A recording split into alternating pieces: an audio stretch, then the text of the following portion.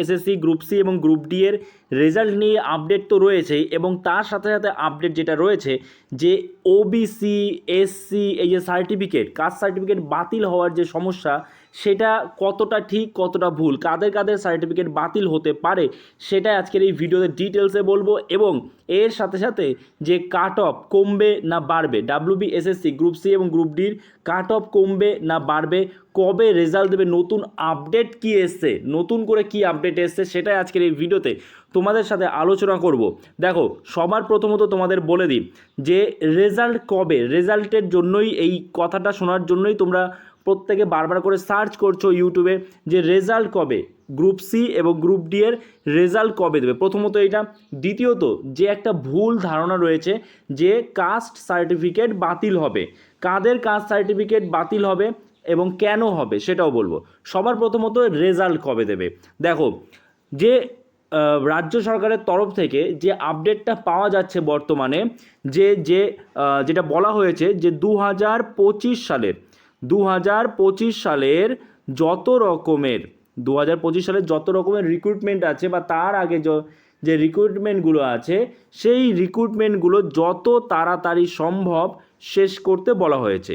এবং group C এবং group D এর তোমাদের কিন্তু এখানে 31 আগস্ট ডেডলাইন বলা হয়েছে। 31 আগস্ট ডেডলাইন।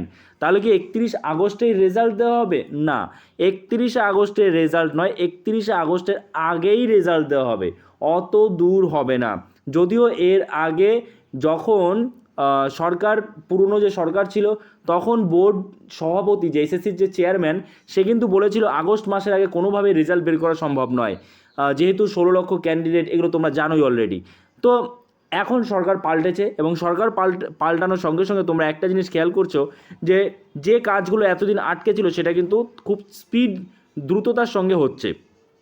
তো এবার সরকার থেকে যেটা বলা হয়েছে, যে আপডেট দেওয়া হয়েছে বা যে নির্দেশ দেওয়া হয়েছে, 2025 বা তার আগের কোনো রকম যদি রিক্রুটমেন্টের প্রসেস থাকে, সেই প্রসেসটা যত তাড়াতাড়ি সম্ভব একদম দ্রুততার সাথে শেষ করতে হবে। এবং গ্রুপ সি, গ্রুপ ডি এর কিন্তু ডেডলাইন 31 আগস্ট। তাহলে রেজাল্ট হচ্ছে, ধরো ইন্টারভিউয়ের ব্যাপারও আছে, সেটা আমি তোমাদের বলছি। রেজাল্ট হচ্ছে এটা মে মাস, জুন মাসের লাস্ট উইক অথবা জুলাই মাসের ফার্স্ট উইক। জুন মাসের লাস্ট উইক অথবা জুলাই মাসের ফার্স্ট উইকের মধ্যে তোমরা রেজাল্ট পাবে, তোমরা মিলিয়ে নেবে, রেজাল্ট পাবে। এবং ইন্টারভিউ নিয়ে অনেকে ভাবছে ইন্টারভিউ বাতিল হবে। না, আমি এর আগেও তোমাদের ভিডিও বানিয়ে বলেছি যে ইন্টারভিউ কিন্তু এইটার জন্য বাতিল হবে না। মানে এই যে গ্রুপ সি, গ্রুপ ডি, যেটা 2025 সালের কিন্তু রিক্রুটমেন্ট, তো সেই রিক্রুটমেন্টে ইন্টারভিউ কিন্তু বাতিল হবে না। এরপরে যখন নতুন কোনো রিক্রুটমেন্ট বেরোবে, যেখানে গ্রুপ সি, গ্রুপ ডি লেভেলে যে রিক্রুটমেন্ট হবে, সেখানে কোনো রকম ইন্টারভিউ থাকবে না, কিন্তু এইটার ক্ষেত্রে থাকবে। ঠিক আছে, ক্লিয়ার হয়েছে? এইবার 3 নম্বর, ওবিসি সার্টিফিকেট বা কাস্ট সার্টিফিকেটের কথা যদি বলি, কাদের বাতিল হবে এবং কেন বাতিল হবে। দেখো, কাস্ট সার্টিফিকেট রিভ্যালিডেশন করতে বলা হয়েছে 2011 সালের পর থেকে যে কাস্ট সার্টিফিকেট তৈরি হয়েছে, সেগুলো রিভ্যালিডেশন করতে হবে। কেন?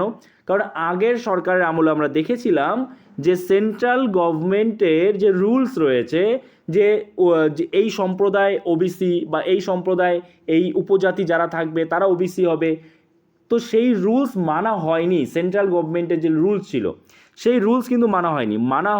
নতুন করে আগের যে সরকার ছিল, সেই সরকার কিন্তু ওবিসি সার্টিফিকেট করে দিয়েছিল, ওবিসি এ, ওবিসি বি, এরকম দুটো ভাগ করেছিল। কিন্তু ওবিসি এ বা বি এরকম কিন্তু কোনো ভাগ সেন্ট্রাল গভর্নমেন্টের নিয়মে নেই। ঠিক আছে, কিন্তু করা হয়েছিল, এবং সেটা নিয়েই কিন্তু এতদিন বিভিন্ন কেস চলছিল, যে কারণে বিভিন্ন এক্সামের রেজাল্ট বেরোচ্ছিল না, মেরিট লিস্ট বেরোচ্ছিল না। তো খুব তাড়াতাড়ি এই জট কিন্তু কাটতে চলেছে, যেহেতু সেন্ট্রাল গভর্নমেন্টের যে নিয়ম রয়েছে, সেই নিয়ম অনুযায়ী একমাত্র যাদের কাস্ট সার্টিফিকেট হয়েছে তারাই কিন্তু কাস্ট সার্টিফিকেট, তাদেরই কিন্তু রিভ্যালিডেশন হবে, বাকিদের কিন্তু ক্যান্সেল হবে। কারণ যারা সেন্ট্রাল গভর্নমেন্টের নিয়ম অনুযায়ী বা কাস্ট সার্টিফিকেট বানায়নি, কিংবা যারা অন্যভাবে ডুপ্লিসিটি করে বা বিভিন্নভাবে আর কি, যারা আর কি কাস্ট সার্টিফিকেট বানিয়েছে, তাদেরও কিন্তু ক্যান্সেল হবে। ঠিক আছে, তো এই হচ্ছে বিষয়। এবার তুমি যদি ঠিক থাকো কোনো সমস্যা নেই, 2011 পরে করলেই যে কাস্ট সার্টিফিকেট বাতিল হবে এমনটা কিন্তু নয়। তুমি যদি ঠিক মতো কাস্ট সার্টিফিকেট তুমি বের করে থাকো তাহলে কোনো চিন্তা নেই, নিশ্চিন্তে থাকো, রিভ্যালিডেশনটা করে ফেলো। 2011 পরে যদি তোমার কাস্ট সার্টিফিকেট বানানো থাকে দেখো রিভ্যালিডেশন হয়ে যাবে। হলো কাট অফ কি কমবে না বাড়বে, গ্রুপ সি এবং গ্রুপ ডি এর কাট অফ কি কমবে না বাড়বে? এই যে বাদ হচ্ছে বিভিন্ন যে কাস্ট সার্টিফিকেট বাতিল হচ্ছে সে কারণে কি কাট অফ কমতে পারে?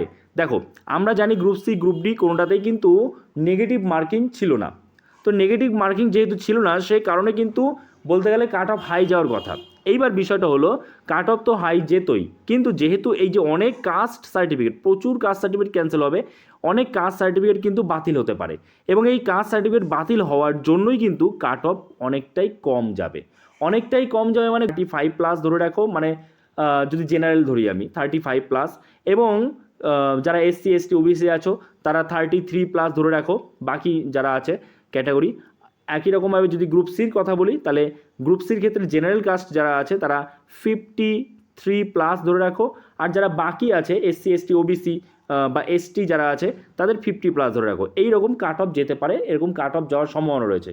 কাট অফ একদম যে ওই 40-এ 40 পেতে হবে গ্রুপ ডির জন্য বা গ্রুপ সির জন্য তোমাকে 60-এ 55, 57-58 স্কোর করতে হবে তা নয়, কিন্তু এখানে তোমার কাট অফ একটু হলেও কমবে, কারণ এখানে কাস্ট সার্টিফিকেট অনেকেরই ক্যান্সেল হওয়ার সম্ভাবনা রয়েছে। বোঝা গেছে? আশা করছি বিষয়টা ক্লিয়ার হয়েছে। অবশ্যই তাড়াতাড়ি তোমরা প্রিপারেশন স্টার্ট করে দাও। গ্রুপ সি গ্রুপ ডি দুটোর ক্ষেত্রে ইন্টারভিউ হবে, গ্রুপ সিতে তোমার টাইপিং টেস্ট রয়েছে, সব ক্ষেত্রেই প্রিপারেশন স্টার্ট করো।